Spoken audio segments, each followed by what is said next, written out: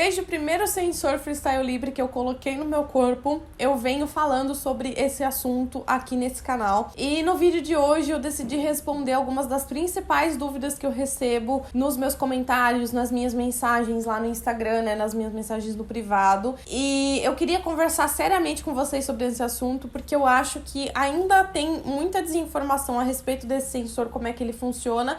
E eu queria poder ajudar vocês de alguma forma, já que eu tô alguns meses utilizando sem parar o Freestyle Libre, eu tenho algumas dicas que eu posso dar pra vocês que eu acho que vai ajudar muito quem tá usando e não tá conseguindo se adaptar, e também pra quem tá querendo usar e tirar o melhor proveito desse sensor que vai comprar, porque não é uma coisa barata, a gente já sabe.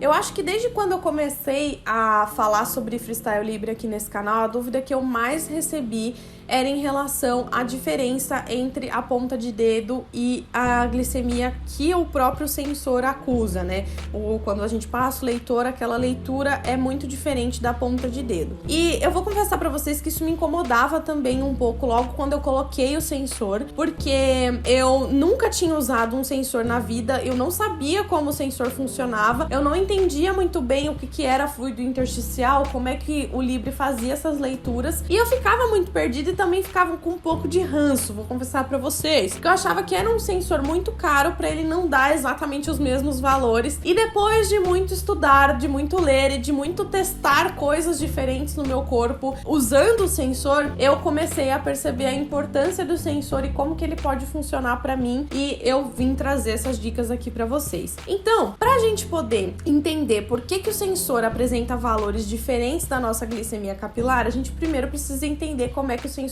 funciona. Eu tinha explicado superficialmente pra vocês no primeiro vídeo que eu tinha feito, logo acho que foi em janeiro de 2019, mas eu acho válido a gente falar mais sobre esse assunto, não sei se foi em janeiro ou se foi em dezembro do ano passado, mas enfim, eu acho legal a gente falar de novo sobre isso de uma forma um pouco mais explicada para as pessoas entenderem. O sensor Freestyle Libre ou qualquer sensor de glicemia, ele não faz as medições através da nossa glicemia capilar, que é a glicemia que está correndo ali na nossa corrente sanguínea, nos nossos vasos capilares, tá bom? Essa leitura do sensor Freestyle Libre é feita através do interstício. E como que o sensor faz essa medição?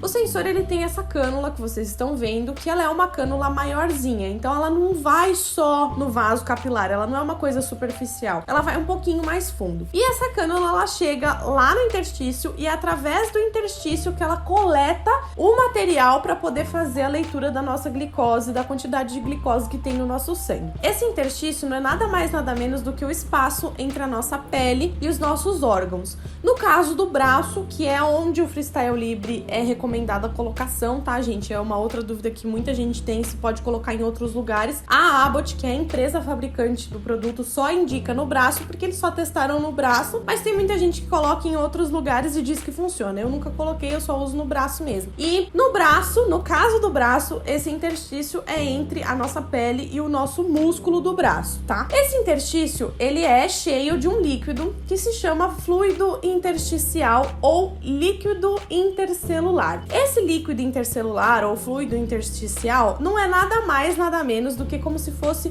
um vazamento que acontece quando o nosso sangue passa sob pressão pelos nossos vasos capilares. E aí acontece esse vazamento, que é perfeitamente normal. Não há nada de errado com você se você tiver fluido intersticial, porque esse vazamento acontece mesmo, e esse vazamento, esse fluido intersticial é constantemente filtrado pelos nossos vasos linfáticos, que são aqueles vasos que tiram a nossa retenção de líquido e tudo mais. Então isso aí eu tive que estudar muito para poder trazer essa informação para vocês, porque como eu não sou profissional da área da saúde, eu não entendia muito bem como é que isso funcionava, mas eu pesquisei sobre o mecanismo e essa acho que foi a forma mais simples que eu consegui trazer aqui para explicar para vocês como funciona.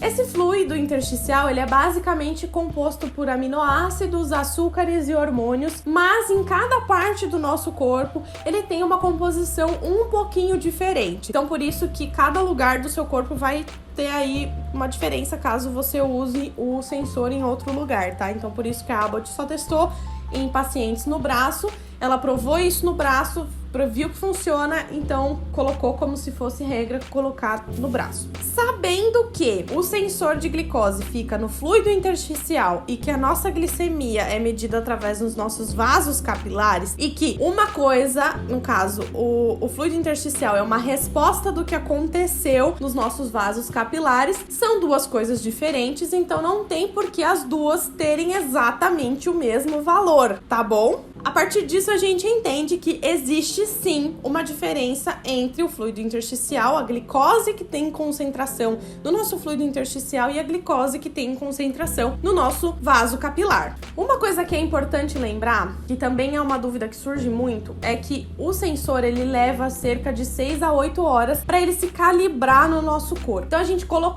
levou aqueles 60 minutos para ele começar a funcionar e a partir disso, desses 60 minutos, ele leva cerca de 6 a 8 horas para ele começar a ter os resultados mais próximos da nossa ponta de dedo. Então é normal no primeiro dia de uso do sensor ser um dia que não vai funcionar tão bem. Vai dar muita hipoglicemia ou vai dar muita hiperglicemia falsa que não tá acontecendo real, oficial, por causa justamente dessa calibração que acontece ali do próprio sensor com a captação, né, e as leituras que ele faz. Por isso que a recomendação da própria empresa é que você coloque o sensor, você fez a troca e você comece a usar só a ponta de dedo até que esse sensor seja calibrado para você poder comparar as duas coisas e ver se tá tudo certinho, tá bom? Enfim, vamos falar oficialmente sobre o uso do sensor, o que eu acho que é interessante vocês saberem. Nesses últimos meses em que eu tenho usado o sensor com maior frequência, eu passei por algumas coisas diferentes, tanto uma glicemia um pouco mais descompensada, que foi quando eu fiz o teste da bomba de insulina, quanto uma glicemia bem compensada, em que eu aplico insulina nos horários certos e que eu espero a insulina agir antes de começar a me alimentar, que eu tô comendo alimentos mais integrais, que eu tô fazendo escolhas melhores para que meu controle fique o mais certinho possível, vamos dizer assim. E aí, nesse período em que a minha glicemia tá com variações mais suaves e menos bruscas, eu sinto que o sensor está muito melhor adaptado e tá muito mais próximo da minha ponta de dedo, né, da glicemia capilar, do que quando eu estava com a glicemia um pouco mais descompensada. Por que isso acontece? Deixa eu contar pra vocês. Como eu falei, o fluido intersticial é uma resposta do que aconteceu na nossa glicemia. Se a nossa glicemia, a gente se alimentou, aplicou insulina em cima da hora ou até depois de comer e aquele alimento caiu na nossa corrente sanguínea antes da insulina começar a fazer efeito, a nossa glicemia foi parar de 110 para 200. Enquanto o sensor, o fluido intersticial, a glicemia tá em 110, a glicemia da ponta de dedo já chegou em quase 200. E aí o sensor tá acusando que tá subindo. Só que aí, a partir do momento em que a glicemia chegou em 200, vamos dizer assim, deu tempo da insulina fazer efeito. E aí a sua glicemia começou a cair bruscamente. Quando a sua glicemia começou a cair bruscamente, o sensor chegou nos 200. E aí, se você fez a ponta de dedo de novo, a sua glicemia já está em 110. E no sensor tá acusando 200 ainda. Isso acontece justamente porque uma pessoa que tem variações muito bruscas na glicemia não vai se adaptar muito bem ao sensor, porque o sensor está fazendo leituras meio que do passado. Ele tá captando o que aconteceu no passado. Quanto mais estável a sua glicemia, melhor vai ser pro seu sensor captar os resultados mais próximos da ponta de dedo. Por quê? A sua glicemia estava em 110, você aplicou insulina 15, 20 minutinhos antes de se alimentar. Você se alimentou de alimentos integrais que não caíram diretamente na sua corrente sanguínea muito rapidamente assim. E aí, você, quando o alimento começou a cair na sua corrente sanguínea, a sua insulina já está com a melhor ação possível. E aí você deu um pico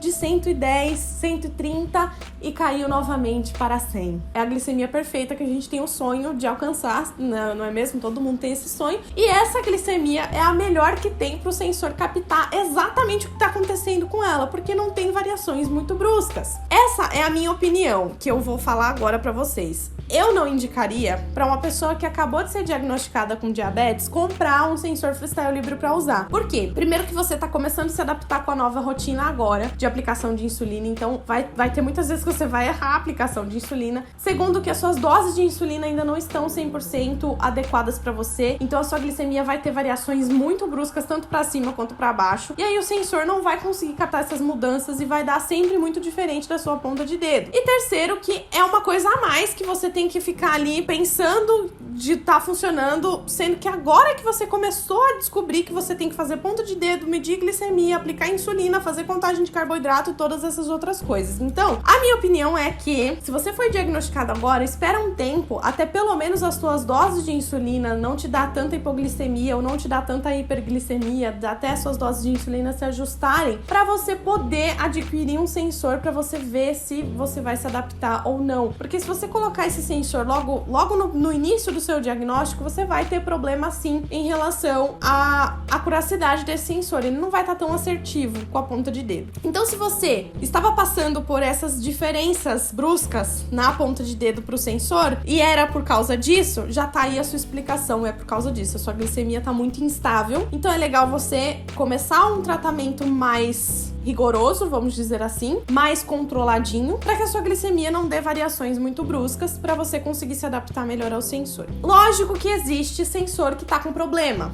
Esse tipo de sensor, se tiver com muita diferença, mesmo com a sua glicemia estando bem estável, liga na Abbott, liga lá no 0800 deles e solicita a troca. Você fala todas as comparações que tá dando de muita diferença e eles vão fazer essa troca para vocês. Beleza? Beleza. A próxima resposta que eu tenho aqui pra dar pra vocês, e a última aqui desse vídeo, porque eu já cansei de falar, tô falando demais, é que muita gente me questionou se a minha glicada, a minha hemoglobina glicada, que é aquele exame que a gente faz a cada 3 meses pra saber os nossos níveis de glicose no sangue, né, com a maior parte do tempo, quanto que tava os números na nossa glicemia. É um exame que todo diabético faz. Se a minha glicada melhorou depois de eu começar a usar o sensor. E não, eu vou confessar pra vocês que até piorou uma época aí, mas não foi por causa do sensor e também não foi o sensor que fez melhorar de novo, tá? Nenhuma tecnologia faz milagre. Como eu falei pra vocês, comecei a falar sobre bomba de insulina aqui, muita gente também me questionou se a bomba de insulina então deveria ser pra todo mundo, porque a bomba de insulina é o melhor tratamento e tudo mais. Não. Nenhuma tecnologia é uma evolução no tratamento. Isso é fato. Existem algumas pessoas que precisam de sensor, existem algumas pessoas que têm prescrição pra utilizar a bomba de insulina. Só que todo mundo consegue bons resultados, bons controles sem nenhuma dessas coisas, contanto que não tenha necessidade nem prescrição, tá bom? Tem algumas pessoas que têm hipoglicemias assintomáticas e que precisam de um sensor acompanhando 24 horas ali a glicemia dessa pessoa, porque essa pessoa não vai sentir se a glicemia cair. Então ela precisa medir rapidamente para ela poder, né, sobreviver. E existem pessoas que têm prescrição de bomba de insulina por conta de alguns outros fatores. Eu, por exemplo, que o meu fenômeno do alvorecer era muito intenso, então a minha glicemia acordava muito alta e eu precisava de muito mais basal à noite do que eu precisava de manhã. Então não tinha como eu fazer isso com caneta de insulina, então eu optei pela bomba de insulina porque foi, pra mim, um tratamento que me ajudou, me auxiliou nessa etapa. Então, cada pessoa tem a sua individualidade. Você precisa conversar com seu médico para você saber se o sensor de glicose, se a bomba de insulina, se qualquer outra coisa é indicado para você antes de você começar a usar. Só que nenhuma tecnologia faz milagre. Então, nenhuma tecnologia vai trabalhar por você. O sensor, o que ele faz que ele pode ajudar e muito a qualquer paciente diabético? O monitoramento mais constante da nossa glicemia. Então, quando a gente monitora mais e a gente sabe o que fazer com aqueles valores, a gente vai ter um melhor controle. Então, a gente vai conseguir medir mais vezes, a gente vai gastar até um pouco menos do que ficar fazendo todas as milhões de pontas de dedo que a gente precisa fazer para acompanhar do mesmo jeito que a gente acompanha com o sensor. Então, o sensor, ele entra nessas horas pra gente monitorar melhor a nossa glicemia e a partir daqueles resultados que são apresentados pra gente na telinha daquele negócio, a gente poder, juntamente com a nossa equipe médica, saber quais são as melhores atitudes que a gente precisa tomar em relação àquele número. O sensor não faz milagre, bomba de insulina não faz milagre, insulina não faz milagre. Você precisa estar juntamente com a sua equipe médica, todo mundo muito bem alinhado, muito junto ali, para poder ter um melhor tratamento. É só isso que vai fazer você ter um melhor tratamento. Não é tecnologias específicas, não é alimentos específicos que vai fazer com que você tenha um melhor controle. São várias ações em conjunto. Então não, a minha glicada não melhorou com o sensor. A minha glicada melhorou por diversas outras coisas que eu comecei a fazer a partir do momento que eu tive acesso a 24 horas do meu gráfico, por exemplo, que são mais medições de glicose. É basicamente isso que eu tenho para dizer para vocês. Eu acho que quanto mais estável está a sua glicose e melhor está o seu tratamento em relação a ajuste de dose, a alimentação, a atividade física, enfim, aplicação efetiva de insulina e monitoramento mesmo, melhor vai ser o seu tratamento. Não quer dizer que o sensor faça milagre, mas ele pode sim te ajudar e muito a, inclusive, ajustar e saber quais atitudes tomar em relação a tudo que você tá fazendo aí, em relação à alimentação, atividade física e tudo mais. Então, pessoal, esse foi o vídeo de hoje, essa foi a minha mais honesta opinião e eu espero muito ter ajudado. Se eu te ajudei de alguma forma, me conta aqui embaixo nos comentários que eu vou adorar saber. Curte, me segue em todas as redes sociais, que especialmente lá no meu Instagram tem dicas diárias pra vocês a respeito de alimentação, atividade física e tudo mais. Não esquece de se inscrever também aqui embaixo no canal, porque me ajuda bastante, e também compartilha esse vídeo com seus amigos. Um beijo enorme, até o próximo